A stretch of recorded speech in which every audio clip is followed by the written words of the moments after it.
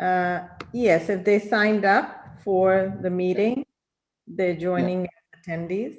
Okay, so I see some attending. Well, great. Well, welcome. Thank you for joining us this evening. If you don't know, I'm Steve McCarris. I'm your city manager for the city of Milpitas. And tonight we have a very important topic related to the city's financial health and the financial forecast to share with you. I think that you guys will find it really helpful to understand why the city council decided to place Measure F on the ballot.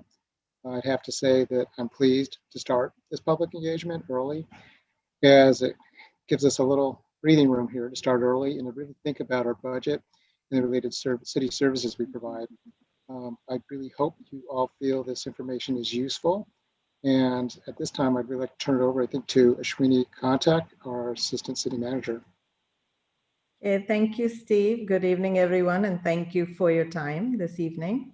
As Steve mentioned, my name is Ashwini Kantak. I'm the Assistant City Manager for the City of Milpitas. I also have with me Walter Rossman, who is our Deputy City Manager as well as Finance Director, and Charmaine Angelo, who's our Public Information Officer. So as Steve noted, we're going to present some information about the upcoming elections, changes to the voting process, and also provide some information on Measure F, which is on your ballot. And our presentation should take about 30 minutes. We should have ample time for Q&A. So I'll get started with the slide where, as you know, this election is the first in which all active registered voters will automatically receive a vote by mail ballot for November 3rd election. And the ballots must be postmarked. If they're returned, they must be postmarked by November 3rd. Or if they're returned at a secure ballot drop-off box, they have to be deposited by 8 p.m. on November 3rd. There will also be voting locations available in all counties for at least 4 days, beginning the Saturday before November 3rd. And voting locations will offer a variety of things like voter registration, replacement ballots, accessible voting machines, as well as language assistance. So please go to the website, Santa Clara County website, to look up any additional information about locations for drop boxes as well as voting locations. And then on your ballot, in addition to the presidential election, there are obviously several other elections, state level, as well as ballots on your measures. In terms of local elections and ballot measures, the mayor, as well as 2 at-large council member seats are on your ballot, as is local Measure F. Next slide, please.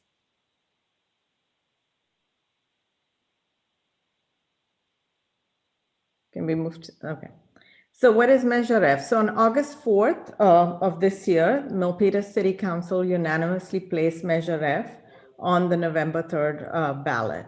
And if it is adopted by voters, Measure F will basically enact a quarter-cent local sales tax for 8 years, so limited time period. And it could generate as much as $6.5 million annually in locally controlled funding. So this could help address community priorities identified by Milpitas residents and local business owners to maintain city finances and avoid service cuts. You can find more information about this measure on the city's website. And if I could just ask Rochelle, if you can bring up, I don't think this is the right presentation. If you could please bring that up. Because that shows some edits. Could be, or Charmaine, if you have the latest, if you could bring that up, please.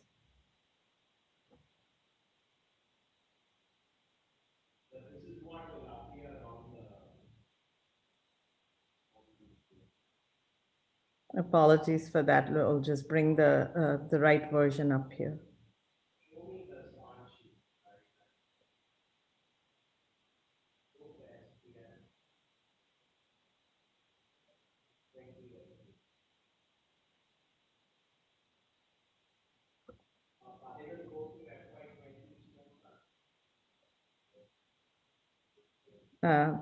Next slide.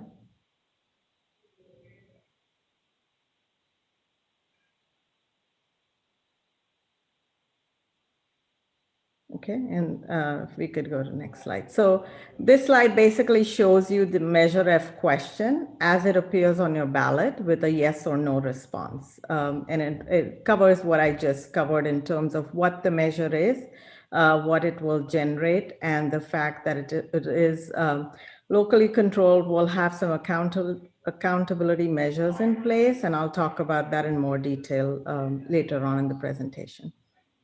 Next slide, please. So again, if approved by the voters, revenues from Measure F could fund a variety of community priorities, such as police, fire, and emergency response services, emergency preparedness, improving working environments for our first responders, assisting local business during the pandemic, maintaining youth and senior services, as well as overall maintaining city's finances.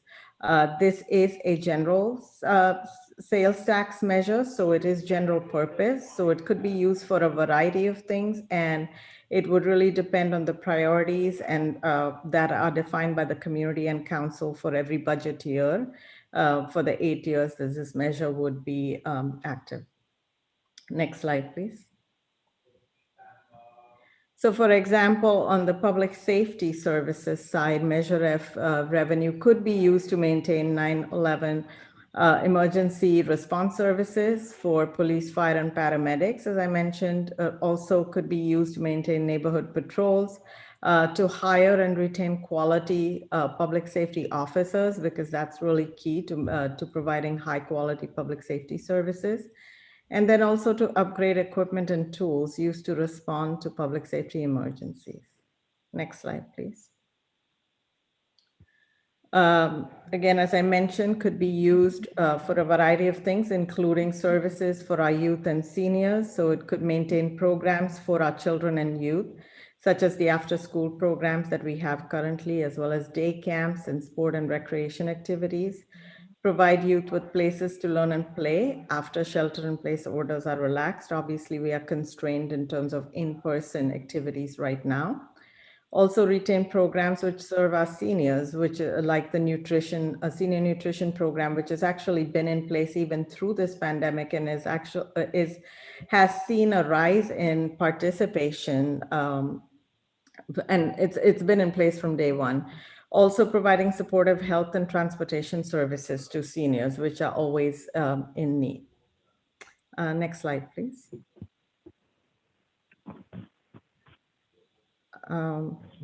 So I can take over from here. Okay, so yeah, go ahead. Sure. So this is Walter Rossman, Deputy Manager and also Finance Director. So what you see here is the latest revenue estimate as of September 1st for general fund revenues. If you see it, the property tax is the largest property source for us, a revenue source of 37%, followed by sales tax, and then subsequently by licenses and permits. And licenses and permits are the building fees and the planning fees, which residents pay for certain services. Next slide, please. So what does sales tax look like? You pay currently 9% sales tax when you when you buy something in Milpitas, and it's paid on goods and merchandise. It's not paid for all services, nor for the purchase of food, prescription medicine, and animal feed, or on your utility bills. However, of this large slice of 9%, the city only receives 1%, which you see right here. Next slide, please. And the rest gets distributed to the state of California and other special districts. That's fine, thank you. Next slide. What you see here is what the major business sectors are generating our sales tax. The largest one is business to business. Please click. The next one is general retail. Click, please. And the third one is county pool. The county pool is sales tax. When you buy items online through Amazon or other services, then the sales tax, and you live in Milpitas, your sales tax goes into the county sales pool, and it gets distributed by formula to a portion of it to the city of Milpitas. What's important to note is that because we have a lot of business to business and general retail and food products, which means residents coming to restaurants to our city, and as I mentioned, not buying food or groceries at the local supermarket, 50% of all sales tax is generated from non-residents. So residents pay the other 50%. Next slide, please. This gives you an idea of the forecast where we are today. So the general fund, as Ashwini mentioned, pays for fire, police, pays for administrative services, for recreation services, etc. And currently, as it stands, what we're projecting today, that we will generate a deficit of $50 million this current fiscal year, and then subsequently 11 and then $9 million, which really looks over the next 10 years, we're looking in the red. So one of the reasons is why the City Council put the sales tax measure on the ballot for your consideration. Next slide, please. So what that means is we have to consider total sources of revenues outpacing our uses, our expenditures, which means we have a structural deficit of about $9 million. So that's what we need to resolve. Next slide, please. Next one.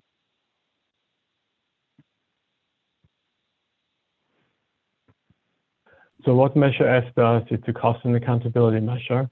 If approved, it would enact a quarter-cent sales tax for 8 years. It is sunset and will have to be renewed by the voters at that time. What it costs the taxpayers 1 penny for every $4 purchased in the city. According to reports which we asked consultants to look at, half of the cost would be borne by out-of-town visitors, as I mentioned before.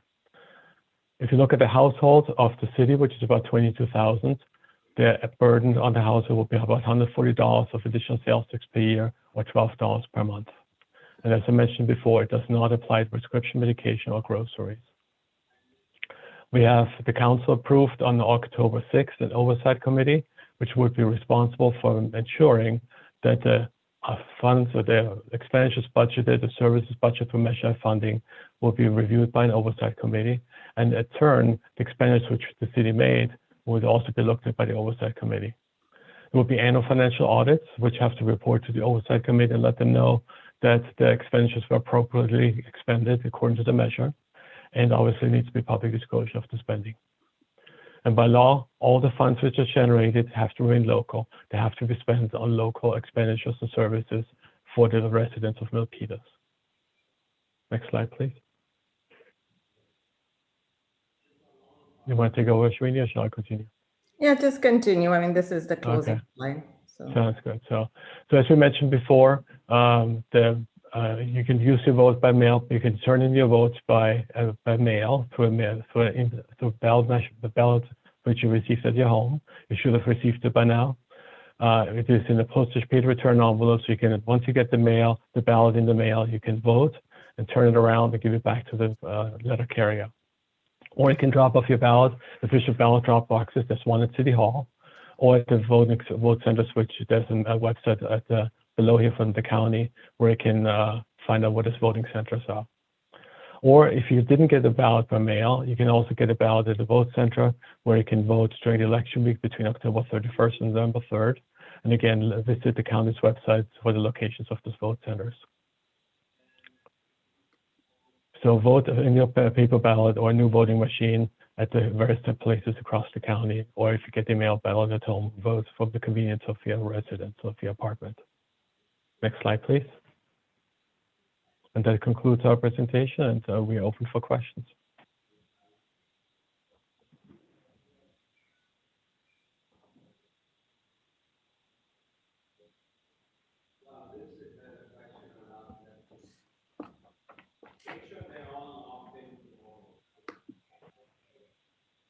So you can raise your hand in the chat, or you can as a participant, or submit a question, or through the chat, whatever is your preference. I think it's Walter. We're just asking for people to raise their hands, similar to the council format. So we have two hands raised. Anne Zeiss, if you could unmute her, please. Hi, I just like to people to be aware that I received my second ballot today. I received the first one on Friday. They're identical. Name is the same.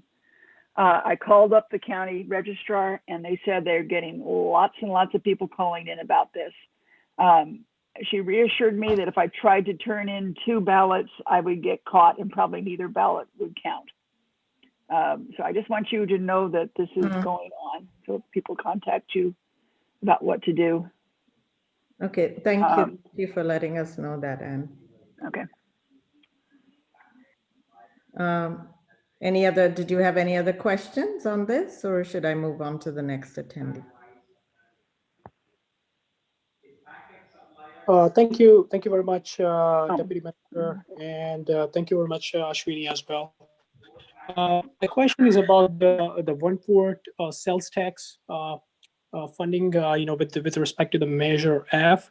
So the one-fourth sales tax, that would be increased. Is there any specific allocation of a funds, that's been generalized, on the Measure F ballot, or is it to be developed, after the post the Measure F, or post, or I would say post the implementation of a Measure F. Thanks for the question. I'll start, and Walter and Steve may want to add on to it. So it is a general purpose sales tax. And so it basically could be used for anything that the city funds through its general fund. At this point, we have kind of outlined some of the community priorities based on the surveys we do annually and through the budget process, what we hear from the community and council. So we've kind of outlined some of the priority areas that I just covered in the presentation. It will really depend. Walter also talked about an oversight committee that the council approved the structure for just recently on October 6th. So if the voters do approve the ballot measure, that committee will be put in place and will basically also be looking at what it could be spent for through the budget process. So there's a variety of input that we would get, and really every year the priorities could be different. But again, for the most part, what we've talked about is public safety, kind of infrastructure for the city, and then maintenance of its infrastructure. So it's pretty general purpose, but again, year by year, it is only for 8 years, this sales tax. So over the 8 years, the priorities may change, but it'll really be based on community and council input. And sure.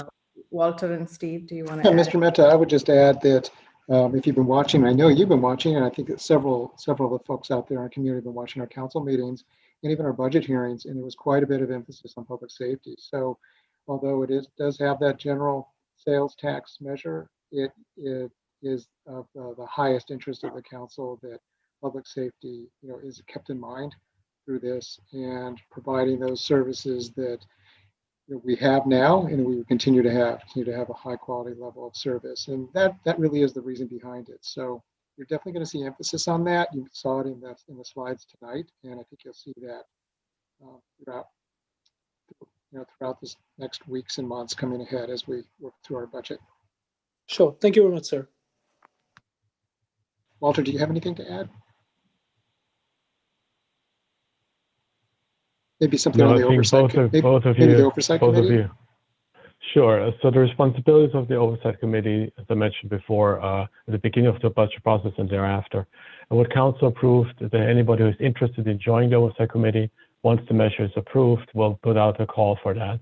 And it would be folks who are residents who are interested in representing the community or the businesses who understand potentially the budget process, and they would like to make sure that those funds are properly managed by the city. So once it's approved, again, there will be a call from the council from the city to fill those positions. It will be a total of 7 positions, which the mayor would appoint and would nominate, and the city council would appoint.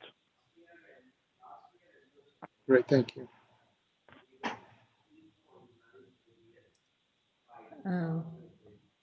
Just looking for any raised hands. I don't see any raised hands. I just want to mention that we do have all of the information on the city's website related to the elections, as well as to Measure F specifically.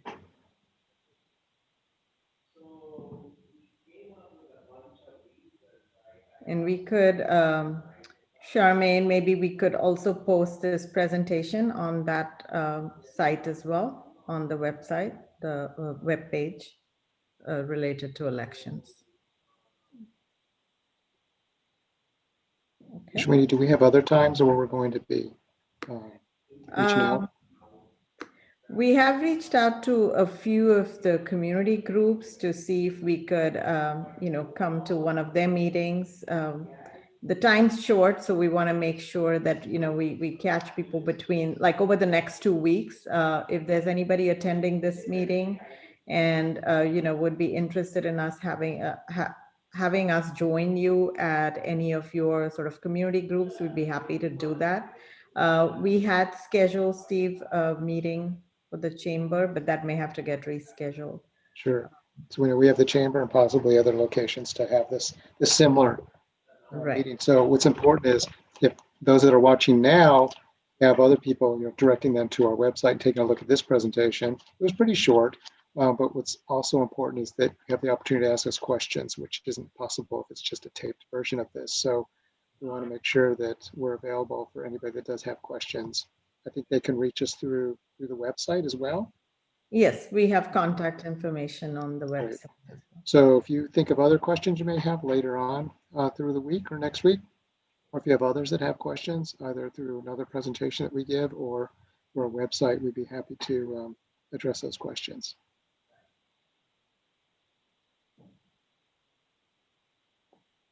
Okay. Yeah. It doesn't look like we see any other hands up, so. Yeah, there's one. Oh, yeah, hands back. Yeah. We tend to eat to order out for food a lot or to be picked up, and usually that has a sales tax associated with it. But it's just during this COVID thing. Is there a way that particular type of transaction could be exempted from this tax when we can't eat in? So I can respond to it if you would like me to. So unfortunately, the sales tax law is state law and it's governed by state rules. So therefore, we couldn't exempt certain items from the ballot measure. We have to follow the sales tax law from the state.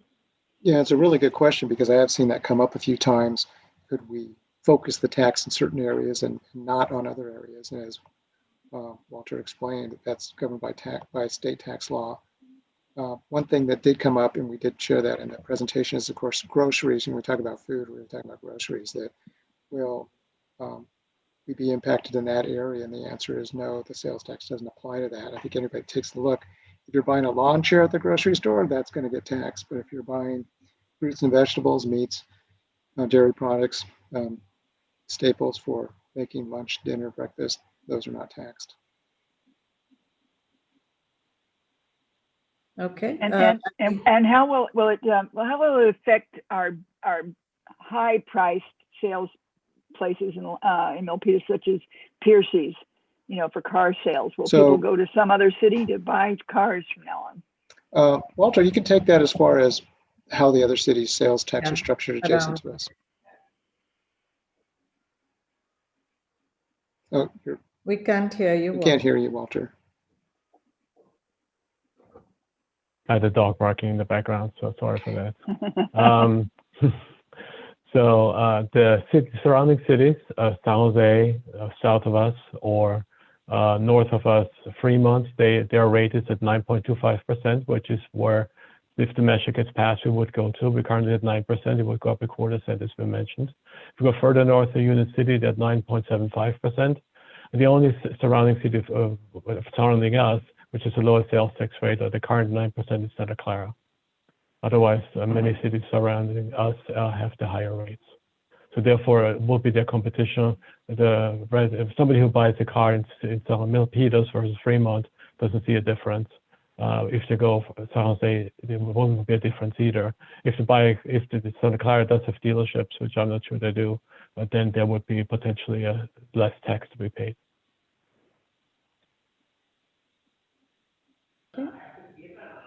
We have another question from Mr. Mehta. Go ahead. Thank you very much, Ashwini. Thank you very much, Walter. And thank you very much, City Manager, as well, for the question opportunity. I wanted to mention, about the sales tax, especially that, the consideration of a sales tax is with respect to the surrounding cities, where most of the cities, city of Mountain View, city of Santa Clara, as well as city of Fremont, most of the cities, they are still in a bracket of 9%. So is the case with the city of Sunnyvale. So the one way, if this is, to be seen that, the sales tax, increase, that is, to be generate the revenue from the by on the grocery bills and as well as the retail side. However, the recently Governor Gavin Newsom has announced the new measure that is to eliminate all the cars, gasoline cars, by 2025. So, is a city of Milpitas considering any tax measures in terms of CO2 emission tax or the old cars running tax within the city, which actually potentially be increasing another way to increase the revenue as well, or considering any other way to increase the revenue for the city in terms of by providing the services, because most of the cities around, they also have a CO2 emission tax as well.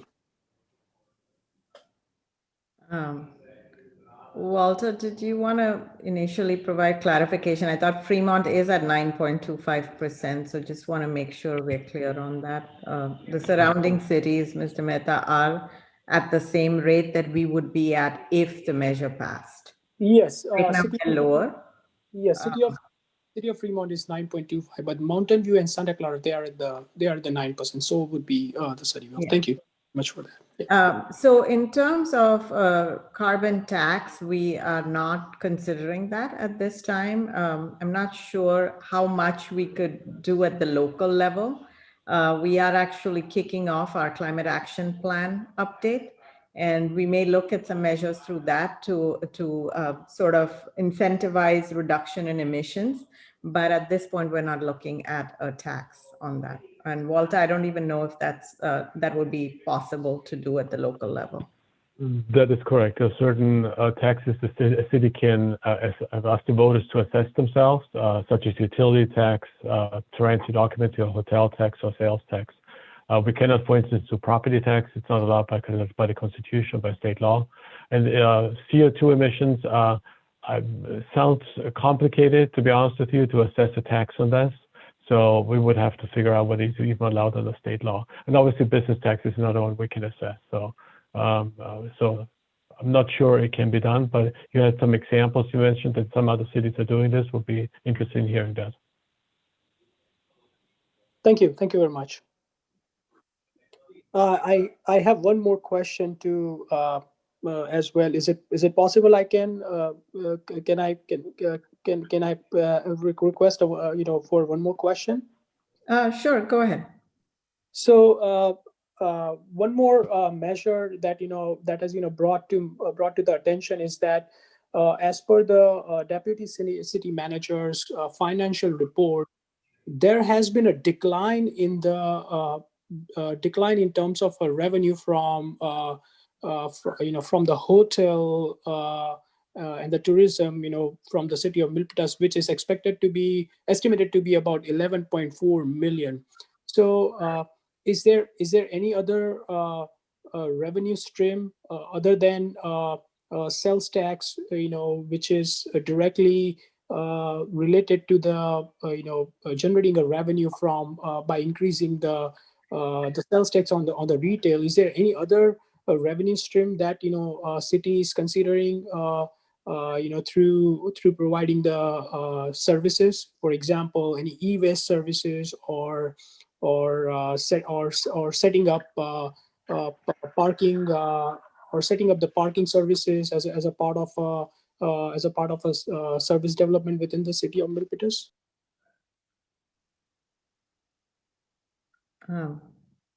Walter, did you want to take that, or you want me to? Sure, I'll be happy to. So at this time, we're not, typically what we're looking at in other revenue streams is beyond taxes. is looking at the fees which we charge to our residents for services we provide. We're going to have a master fee study in the Parks and Rec Department coming forth to the council for them to consider a potential fee structure, which is one piece of the fees we generate. Obviously, you can imagine that right now recreation services are not used as much because of COVID-19 and the shelter-in-place orders which we have and restriction for gathering. Then there's always the fees. We looked at fee structures last fiscal year regarding building and permit fees, so we have addressed those. Otherwise, what other cities have done, and this takes more research in the future, which we can do, is a payroll tax, which some cities do, or to choose to pay a utility tax, which we currently don't do as well. So this is definitely considerations for future. It's something the council would like to explore. Sure, certainly. Thank you very much. Thank you very much, sir. The reason, I asked the question because of the slide that you have mentioned about that, about the forecast of shortfalls, from 2021 to 2030. Now, considering that, if there are already been, mention of the decline in the revenue from the streams, as the city of Milpitas is also considering the home key project, and as well as the initiatives that is to be taken for different measures of local and as well as state measures. So in terms of that, whether city with the measures have consideration, as well as whether city is considering any other way to generate the revenue in terms of helping the public, and as well as generating the revenue through the services like implementation of a technology platform like a blockchain services, which would allow citizens to directly interact with the city council, and as well as the different payment services and of the bureaus of a city, and making a way for generating the revenues for the city of Milpitas. Certainly, I see that there are quite a few of aspects that has been addressed: public safety, response to the public services, fire department, police department, different measures to improve and enhance, as well as to consider and enhance the city council and different procedural within the zoning as well. So there are quite a few aspects that has been considered, but I think one important aspect is also as a part of a measure is that the sales tax that is being increased from 9.0 to 9.25%, and that is directly being on the retail and the retail side of a city of Milpitas, where a way to generate the revenue from directly from the public public retail access. So instead of that, if there is any other consideration that city is considered, that's the reason that I've asked that question. And I wanted to thank you again to Deputy City Manager, Assistant City Manager, and the City Manager for that. Thank you. Thank you, Mr. Mehta. And at this point, I don't see any other hands, so maybe we'll close the meeting. Thank you again for your time, and feel free to reach out to us if you have questions again through our website. There is quite a bit of information already on there. Great. Yes. Thank you, everybody. Thank you. Have a good evening. Thank you very much. Bye. Bye.